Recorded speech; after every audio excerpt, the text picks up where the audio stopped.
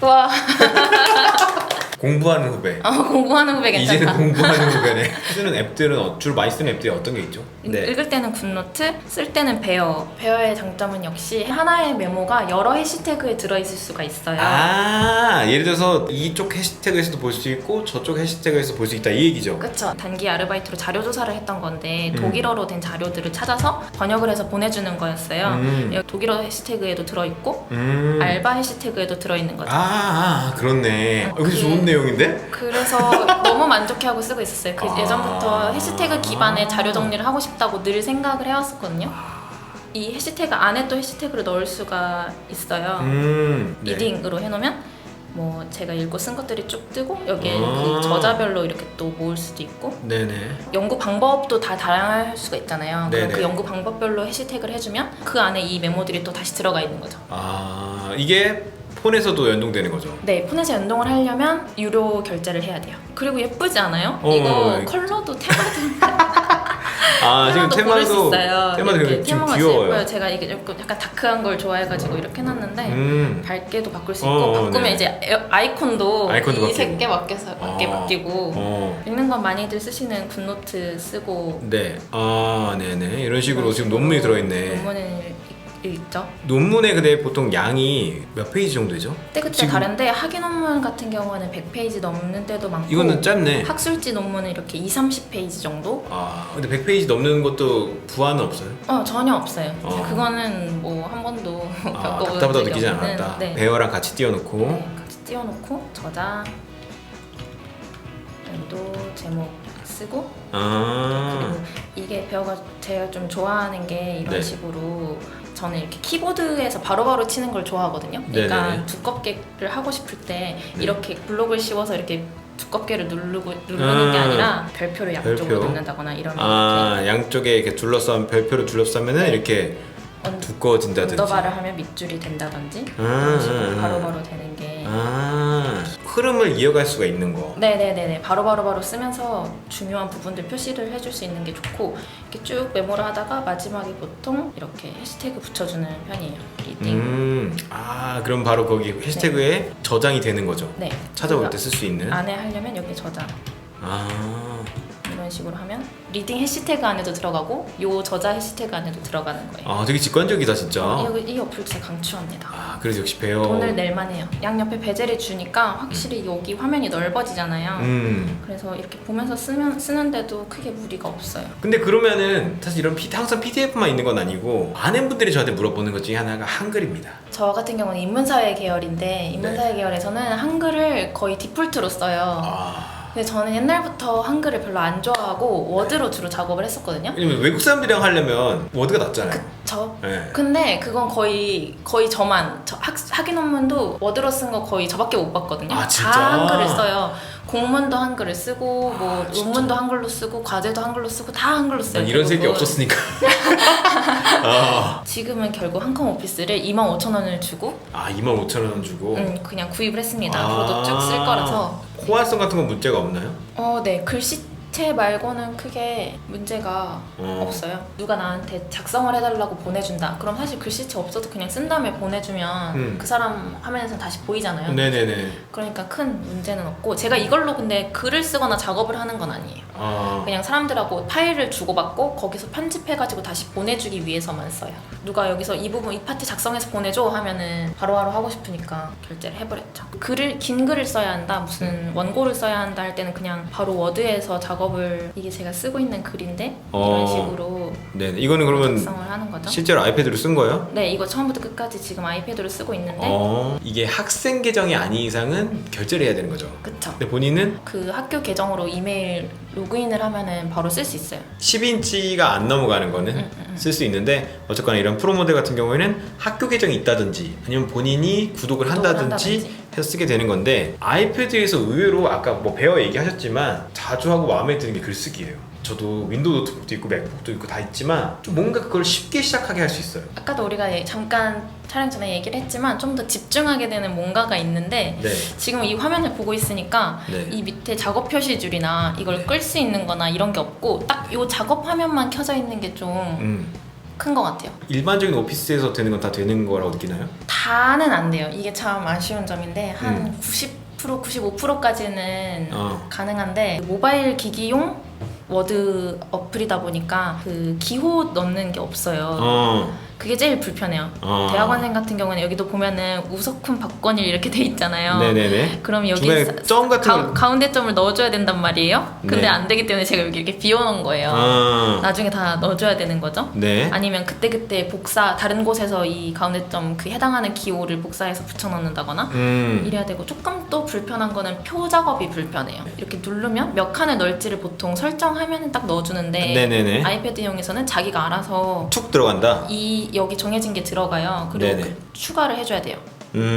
줄 간격이나 이런 거 설정하는 게 간편하지는 않아요. 저도 느낀 게 애플이랑 마소랑 모바일 특히 iOS 환경을 다루는 입장 자체가 다르잖아요. 애플은 되게 크게 키우려고 하고 마소는 안드로이드도 결쳐있고 iOS도 그냥 걸쳐있는 입장이잖아요. 근데 어쨌든 메인은 윈도우지.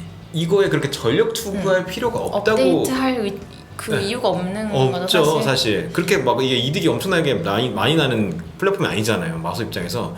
그러니까 페이지스나 키노트를 쓰면 조금 더 나은데 해오던 쉽지 스타일들을 않아요. 일단 쓰던 것부터 쓰게 되니까. 이렇게 하다가 나중에 결국에는 윈도우에서 편집을 마무리를 하게 될 텐데, 네네. 그거는 정말 간편하게 되어 있는 게 네, 연동이 되죠. 연동이 되잖아요. 네네네. 저도 대부분의 작업을 원드라이브에 저장을 하거든요. 오피스는 네, 오피스에서 작업한 거는 원드라이브에 저장을 하면 이제 다른 컴퓨터에서도 혹은 학교에 있는 컴퓨터에서도 로그인만 하면은 바로 제가 작업하던 것들을 그대로 끌어와서 쓸 수 있는 거라서 그건 되게 편해요. PPT 정말 많이 하죠. PPT 많이 쓰는데 네. PPT는 아이패드로 솔직히 말하면 안 만들어요. 아예 만들지 않는다. 차라리 키노트를 만드는 게 나은 것 같아요. 보통 PPT를 만들 때 배경이나 이런 글씨체 같은 거를 통일성 있게 해주기 위해서 네네네. 슬라이드 노트 마스터? 네. 그게 없어요. 아, 모바일판 여기에 없다. 네, 그게 핵심이거든요. 그거 네네. 먼저 작업을 해놓고 PPT를 만든단 말이에요. 아. 그러니까 제목을 어느 위치에 넣을 거고, 배경을 어떻게 할 거고, 뭐 글씨체를 어느 정도, 글씨 크기를 어느 정도, 이런 걸 작업을 해놓고 이렇게 PPT를 만들게 되는데, 틀을 짜야 되는데 미리. 네네네, 그거를 못 하니까. 키노트 같은 경우에는 이렇게 마스터 슬라이드 편집이 있어요.